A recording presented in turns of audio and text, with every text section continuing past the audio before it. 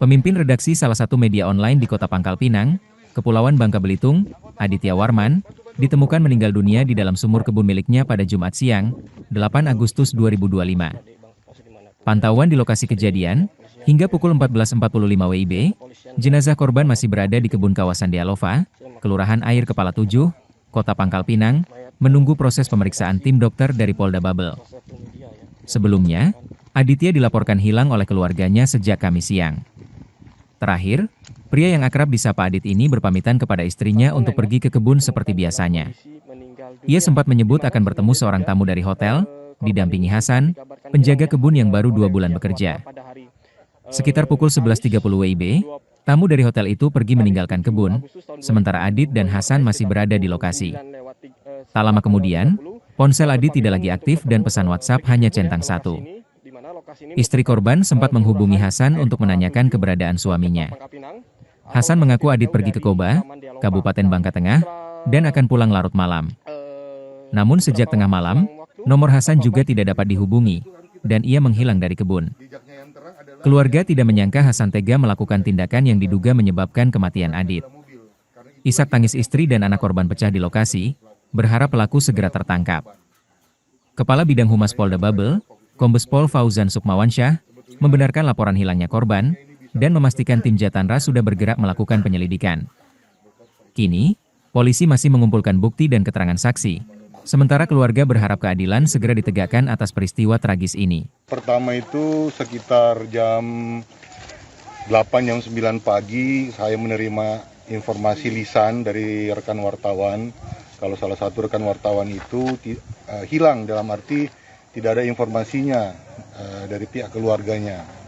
Tidak ada informasi, tidak ada berita, sudah hampir 1 kali 24 jam, tidak ada kabarnya sampai dengan pagi hari. Nah, rekan wartawan ini sampaikan ada cerita seperti ini. Dari situ saya bilang coba ditanyakan lebih detail ada seperti apa. Akhirnya dapatlah cerita bahwa yang bersangkutan hilang setelah pergi ke kebun di tempat ini, di TKP ini. Nah, dari situ saya minta didalami, termasuk juga dengan keluarganya untuk membuat laporan resmi ke Polda ya terkait dengan hilangnya yang bersangkutan.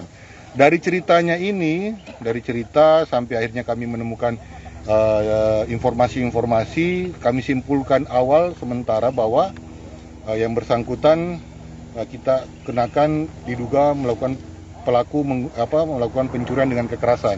Kenapa dikatakan pencurian dengan kekerasan? Karena bukti awalnya itu korban hilang belum dapat, sementara mobil sudah hilang. Jadi diduga sementara adalah mobilnya yang dibawa lari. Selidik punya selidik, hasilnya kita mendapatkan informasi lagi bahwa mobil korban menyeberang dan termonitor di manifest ada nama. Nama ini yang tercantum di manifest adalah Hasan dan Aknal. Dari nama inilah kami melakukan penyelidikan lanjut dan sampainya kami dibantu oleh teknologi sehingga kami mendapatkan yang bersangkutan sudah berada di wilayah Sumatera Selatan. Dari situ kami berkoordinasi dengan pihak Polda Sumsel sampai akhirnya ke Kapolres, sampai akhirnya ke Polsek, sampai akhirnya mobil itu berhasil diidentifikasi dan ditemukan oleh pihak Polsek sekaligus mengamankan yang membawa mobil tersebut. Dari situ diketahui bahwa saksi yang melihat di pelabuhan waktu dia nyebrang ternyata adalah orang yang sama yang ditemukan di daerah Sumsel tersebut. Sehingga diduga sementara bersangkutan minimal ikut serta dalam melakukan tindak pidana kejahatan. Namun pastinya masih dalam proses. Ini masih berproses, sudah diamankan satu, beserta juga dengan mobil korban sudah diamankan. Satu lagi waktu diamankan lari. Dari situ sementara ini dan kebetulan berjalannya waktu ketemu juga akhirnya korban. Dan ternyata korban sudah ditemukan di sumur. Dalam keadaan sudah meninggal juga. Ini sudah kita angkat mayatnya untuk dilakukan otopsi lanjut. Seperti apa sehingga dia meninggalnya sampai akhirnya dimasukkan ke sumur. Yang jelas sudah pasti tentu ada kejadian awal sehingga akhirnya korban bisa ditemukan di sumur. Kira-kira seperti itu gambaran umumnya sementara ini. Jadi minta doanya, satu pelaku lagi masih dikejar yang diduga keras dia pelakunya atas nama Hasan. Dan ternyata notabene Hasan ini adalah tukang kebun korban yang bekerja di sini. Nah, ini tentu ada cerita yang harus dibongkar nih, kenapa akhirnya sampai bisa kejadian seperti ini. Ya nanti mohon doanya supaya bisa kita temukan salah satu pelakunya lagi, sehingga akan terbuka semua latar belakang peristiwa ini sehingga terjadi pembunuhan. Kami sedang berduka, jadi harapannya ini bisa pihak kepolisian bisa menyelidiki dan juga menyelesaikan kasus ini, karena kami pihak keluarga berharap ini bisa diadili seadil-adilnya.